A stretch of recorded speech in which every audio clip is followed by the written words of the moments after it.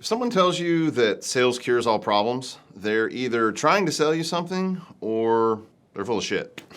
Listen up. I'm about to make an unpopular statement, right? If you think running a successful roofing company is all about sales and marketing, well, you're probably gonna go out of business. Now that I've pissed a bunch of people off, don't get me wrong, sales and marketing are key to getting your roofing business off the ground and to keep the train rolling down the tracks. But let me tell you, it's just one part of the equation. You know what the real deal? It's really about quality workmanship, customer service, business operations, and hear me out, financial management. Hey there, folks. My name is Matt Fruge, and I'm the CEO of SquareDash. I've also been a roofing contractor in the Dallas-Fort Worth market for about 15 years, and I've had many highs and way more lows, and my goal here is to just share some insights that can educate, inform, and hopefully help contractors avoid some of the traps that I fell in throughout my career. So before we dive in, make sure to hit the like button, subscribe, and turn on notifications so that you never miss out on any of our insights. So I was just at the Roofer Rise event down in Houston the other day, and David Taggart from A5 Roofing in San Antonio was on stage. Shout out to Dave, he's killing it. And he openly admitted that he should have probably spent a couple more years working under someone else before starting his own company because it's actually really hard. And he's kind of realizing now that there's some things that he may not have known that he thought he did, but he's cool with it, but it's to be noted, right? And first of all, kudos to him for being self-aware enough to admit that, right? Some people don't ever even get there before it's too late. But now that he's a couple of years into running his business, and because he takes extreme ownership of everything inside of his business, he realizes that just because he's amazing at sales and marketing, that there's a really long list of other stuff that has to be taken care of in order to be successful in roofing, restoration, or really any business for that matter. The first of those, is where we want to start is with quality workmanship. Like, this is a no-brainer. Your marketing could be top-notch, your sales team could sell ice to Eskimos, but if your workmanship doesn't measure up, you are not going far. Period. We've all seen the "which asshole did this" post on Facebook because there are no shortage of examples of just hack job repairs or even full replacements that are online all over the place. And when homeowners discover these on their own roof, they're going to let other people know. I mean, there's an entire Reddit channel called Roofing with 27,000 members, and it's not even really for roofers. Almost every post in there is a homeowner asking the community if whatever workmanship, if you want to call it that, that's shown in the photograph is something that they should be worried or concerned about. And it's really sad, really, that there's that much shitty work going on out in the marketplace. And the problem in our industry is that in many cases, you have an owner that was a salesman at another company the previous year, has no idea how to install a roof, and is somehow expecting the crew to deliver excellence 100% of the time, or they just don't care and just want to get paid so that they can move on to the next job. There's virtually no barrier to entry in this industry in certain states, and that's really problematic. Like, I'm here in Texas, there's no license requirement here in Texas. Madness.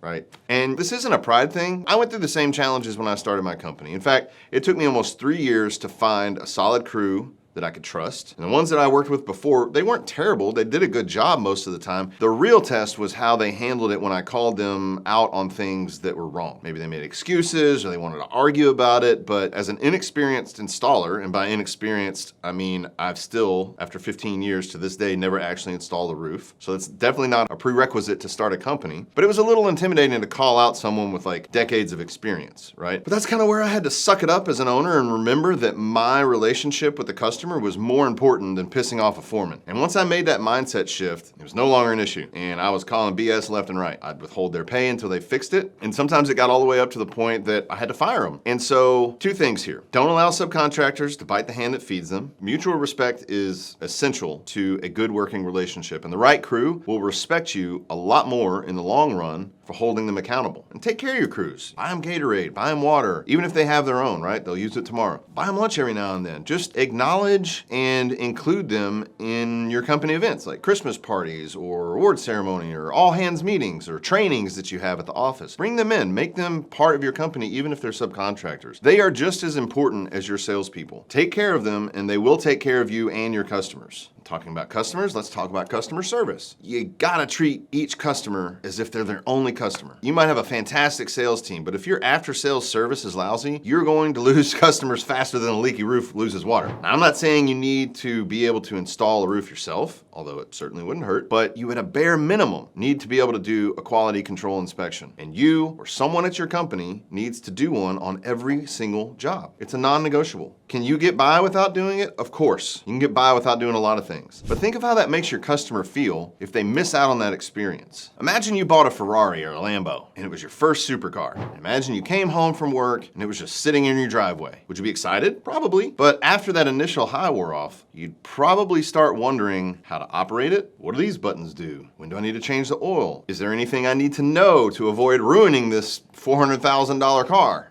So many things would likely be going through your head. It probably wouldn't take very long for that excitement to transform into frustration and ultimately leave you feeling like you didn't really matter to the dealership or the salesman that sold you that dream car. You'd feel like just another number, and it would hardly equal like an 11-star experience. Now, I know a new roof, it ain't a Ferrari, but if you just let the crew do their thing, clean up and leave, your customer will absolutely feel like just another number. Take the time to do a walkthrough with them. Make it a big deal. Schedule it. Bring a gift, a cooler, a tumbler, anything, a blanket with your face on it. It doesn't matter, anything. Former car salesman out there, ring the damn bell. Let them see you get up there and check everything out. Give them a certificate. Whatever you gotta do to make the closing ceremony of your job an experience for your customer, I promise you, those little details will absolutely leave an impression in their mind. And when they talk to their friends or their family and their neighbors about their new roof or the new kitchen after they had that busted pipe or whatever the case may be, they will do it with a different tone. It'll be obvious that to whoever they're telling that you are the one they need to call if they ever are in that need. If an extra 30 minutes and $50 could possibly land you another $30,000 job, why would you not invest the time? And aside from the potential benefit to you, just take pride in your company's work, right? If you can't do that, then you're in the wrong damn business. And speaking of business, let's talk about your business operations, your efficiency, your processes, how you manage your crew and your job. This isn't just about running a crew on the roof. This is about managing your entire operation like a well-oiled machine. When a roof is done correctly, it comes off as a professionally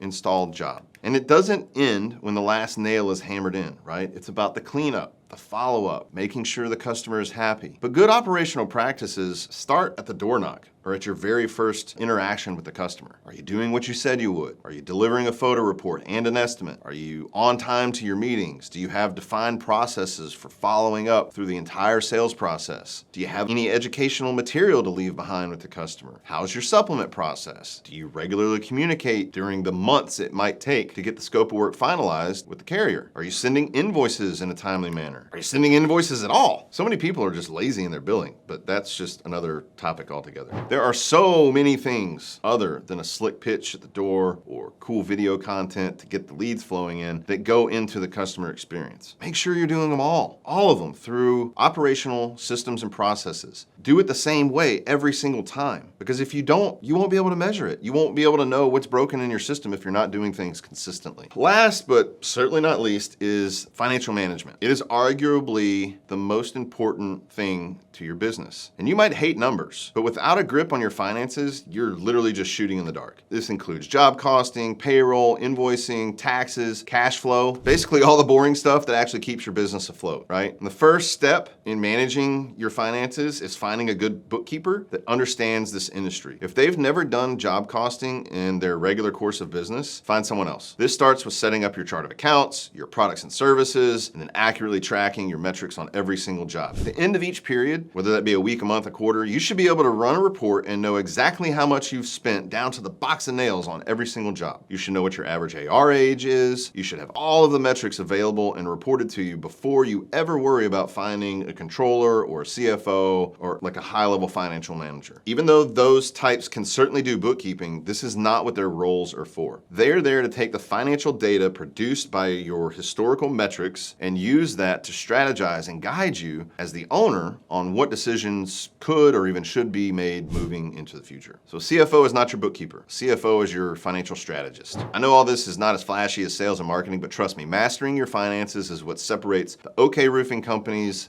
from the truly successful ones that last years and years. If you want a deeper dive into cash flow management, I'll put a link to another video. You can click on that and check out another video where I really kind of do a deep dive into what cash flow is, pitfalls you can avoid, and ways to improve it. You know, profit is cool and all, but if the cash ain't flowing, you ain't growing. Remember that. So if you've really kind of been fixated on just the sales and marketing of your roofing business, it's really time to wake up, smell the asphalt, and get serious about these other aspects of your business. It's not easy, it's not glamorous, but it's it's what is going to make you a success in the long run. If you found this video valuable, please make sure hit the like and subscribe button to our channel for more insights. And remember, success isn't built on sales alone. It's built on quality, service, operations, and financial savvy. Now get out there and go kill it. Thanks for watching. We'll see you next time.